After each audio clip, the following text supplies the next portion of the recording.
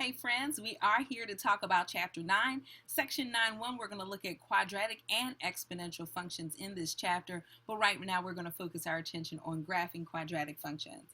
So our vocabulary is a list of words today, and what I thought would probably be better is if I would kind of give you examples as opposed to write out definitions.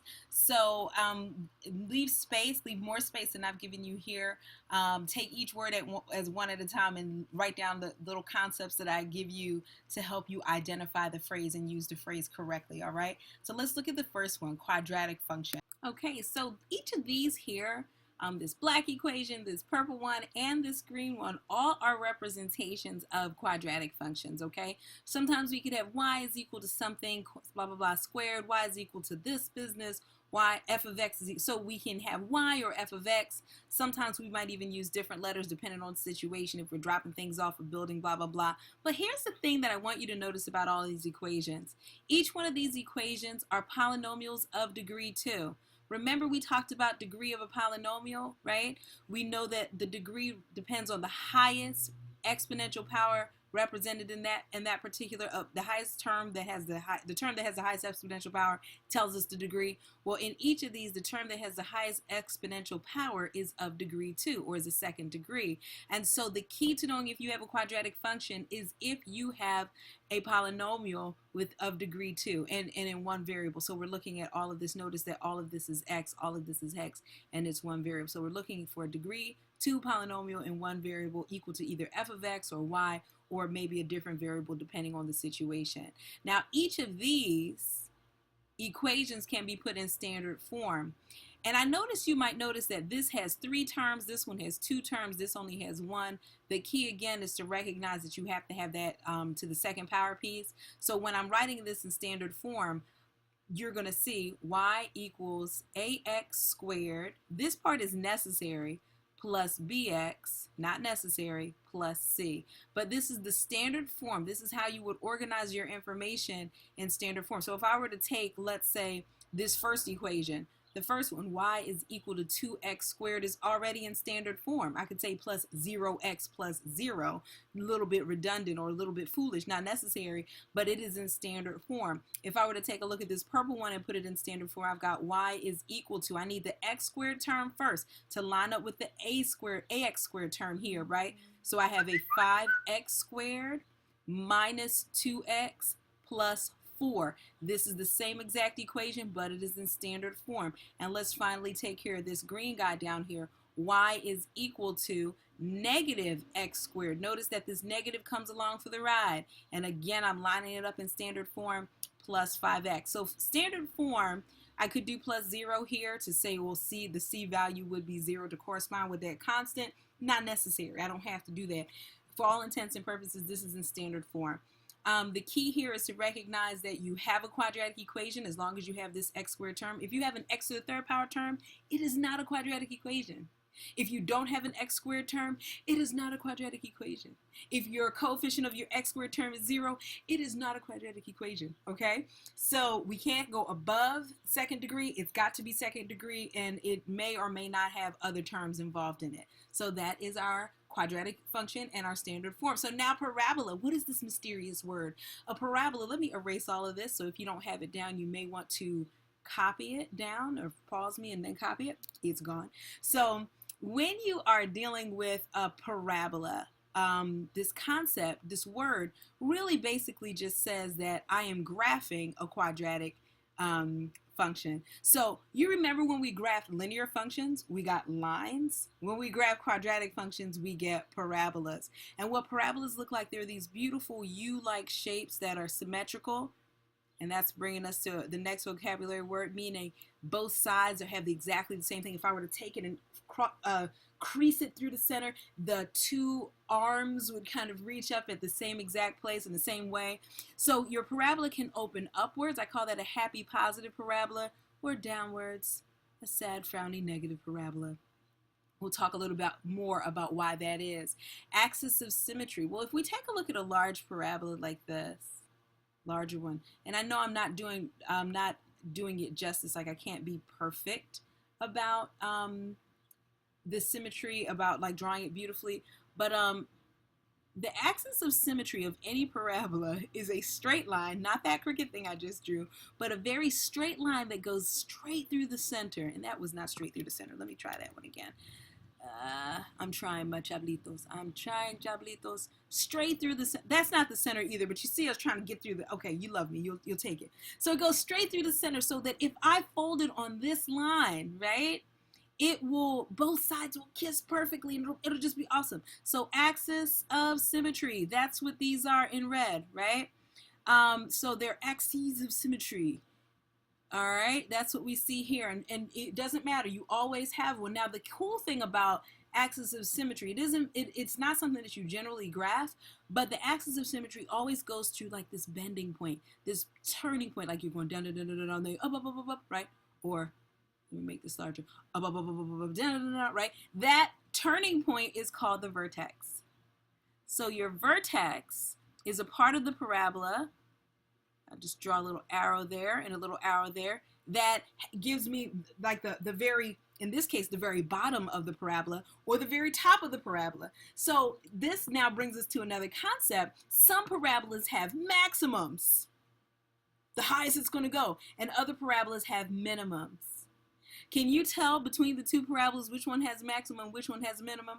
I hope these arrows inform you that this one is going up forever and ever. It cannot have a maximum because it continues on forever and ever. So this one does have a minimum. Its vertex refers to the minimum.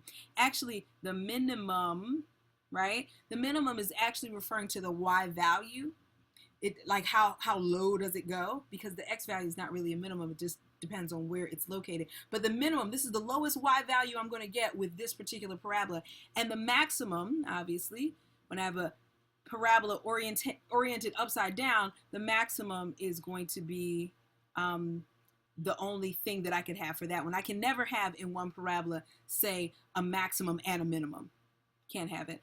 And symmetry is really the concept that gave us the ability to draw the axis of symmetry. The symmetry is the concept of being able to have an imaginary line where on either side of the line, if something is symmetric, there exists a line that you can draw through it where both sides have exactly the same thing. All right, so let's use some of this knowledge to answer some questions and see if we can actually graph some of these quadratic equations. So here we are with example 1. We're going to graph a parabola. Okay, cool. We know that we have a quadratic equation, so obviously we're going to be able to graph that as a parabola. That makes sense, especially given our last discussion. We're asked to use a table of values. And the thing here is, honestly, in all of math, even the highest of high-level maths, anytime you're asked to graph an equation, really, it might not be the most efficient use of your time. You can always make a table. And so we're going to make a table here and think a little bit about our parabola in terms of its domain and range. So I'm going to get started by setting up a table. And now I need to consider what values I should put in it. What values make sense? Now the thing is, this is not aligned. It's not like I can get 2 or 3 points and feel comfortable. This is a parabola. Thinking about a parabola, I recognize that I'm going to either have this shape or this shape. I'm going to give you a hint right now. This shape, this happy parabola, occurs when the lead coefficient is positive. So if the a term is greater than 0, positive, you're going to get a happy parabola. When the a term or the lead coefficient is less than 0, you're going to get a sad parabola. So I'm not thinking about this one now, I'm thinking about this one. So I know I'm going to have going down and going up. So what I want to see when I choose values for x and I get my corresponding values for y is that my values go down and up. Then I know that I've gotten the turning point in my parabola, and that's going to be helpful. That is a hard thing to do. And there are ways to do that, and we'll talk about that at a later time. But right now, we're going to kind of go at it blindly. So I'm going to rock out and just do, I don't know, -4, -3, -2, -1, 0, 1, 2, and 3. Of course, I like to do the easiest one first, 0. If I plug a 0 into this equation, what do I get? Ooh, -4, because all the other stuff cancels out, right? You guys see that? Put a 0 here, 0 here. Does anybody know what this point must be referring to? I said -4 and I wrote a +4. Sorry, chablitos.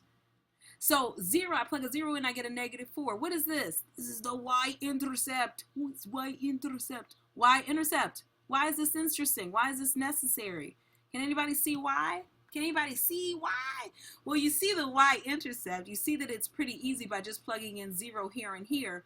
But what I want you to think about is that anytime you have y equals ax squared plus bx plus c, what this is again is the standard form. If I have to plug a 0 in for x, the only thing ever left is going to be c. So c is ultimately the y-intercept in a parabola. This is kind of cool, in a quadratic formula in a parabola. So it's going to be the y-intercept of my parabola, which is nice. So that's always a thing that I can hold on to. So you just learned two really good information. 3, this lead coefficient, or A, the lead coefficient is going to tell me the direction that my parabola is going to open up. And then this C term, the last term, is going to give me the y-intercept. All right, now let me do the calculate and get the rest of these answers. Okay, now that I got my points together, hopefully you got the same ones. If you paused me and did it on your own, we're going to plot these points. Okay, so I got my little table. I'm going to start plotting points. Notice for my x-axis, I counted by 1s. For my y-axis, I counted by 5s. I'm not going to get this 41 there, but I'm not really concerned about it. All right, so let's go ahead and have a plotting party. So at -4, I'm all the way up at positive 20. At -3, I'm down at positive 5. At -2, I'm down at -4, which is going to be slightly above that -5. At -1, I'm down at -7. At 0, I'm at -4. Remember, we talked about as our y-intercept. At 1, I'm back up at 5. You see that symmetry? My axis of symmetry would be here. Notice you got that same distancing on either side. All right, all right. At 2, I'm back up at 20. And as I said, at 3, I'm going to be somewhere up here at about 41. Not really concerned with that. Notice here's my beautiful parabola. My beautiful parabola. So gorgeous. And so not actually, that 3 should be a little bit up here like that. Anyway, so here's my parabola. This is what's going on. So now let's answer those questions. What is the domain and what's the range, right? The domain, remember, refers to all the x values that I can plug into this equation. And if you look at this equation, I could plug any old x value in here, right? There's not a number that would not create an efficient place for me to solve for y. There's nothing I can plug in here that's going to be problematic. So my domain is all reals, right? And remember, we write that, here's our fancy way of writing it. The domain is all x, such that x is an element of the reals. And we write the little squiggly line saying that we're talking about a set. Then we've got the range. So now the range, remember, the range refers to the y value. So as I look at the range, I'm trying to figure out what values of y are covered here. So I literally, if you have difficulty with this, think, does this graph, is negative, I don't know, 73 represented in this graph? No. How about negative blah, blah, blah? How about negative this? How about negative that? How about, what is the first value that you see represented here? And this is going to be tricky. Most times we'll talk about a more efficient way of doing it, but as we look at the graph, we can see that -7 was how low we could go, right? -7 was the lowest value, and then now everything above that is being represented here. So my range is going to be all y such that y is greater than or equal to -7.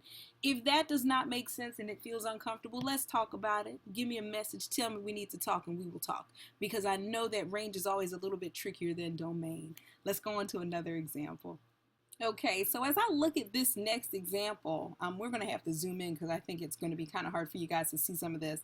But the directions basically say we're going to identify some characteristics from the graph, and we're going to find the vertex. So let me underline the things we're going to find. We're going to find the vertex. We're going to the equation of the axis of symmetry. So we're going to find the axis of symmetry and the y-intercept. So we're going to find a point, and a line. All right, now I'm going to write it in such a way. So here's what I'm going to do. I'm going to make this a little bit easier to see. And let's do this first one. There we go. All right, so as I look at the equation, let's find it. So the vertex, I'm just going to put V here. Vertex is the point that's right here. Remember, the vertex is the turning point of my parabola. So I'm going to go out to -1 up to +4. So -1, +4 is my vertex. All right.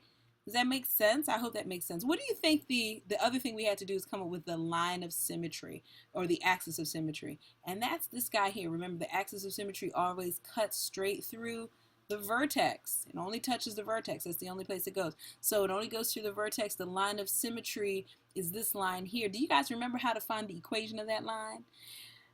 This is always a problem, but x equals, this is an x equals line. Remember, vertical lines, the slope is undefined. It is an x equals line. I made that up just right.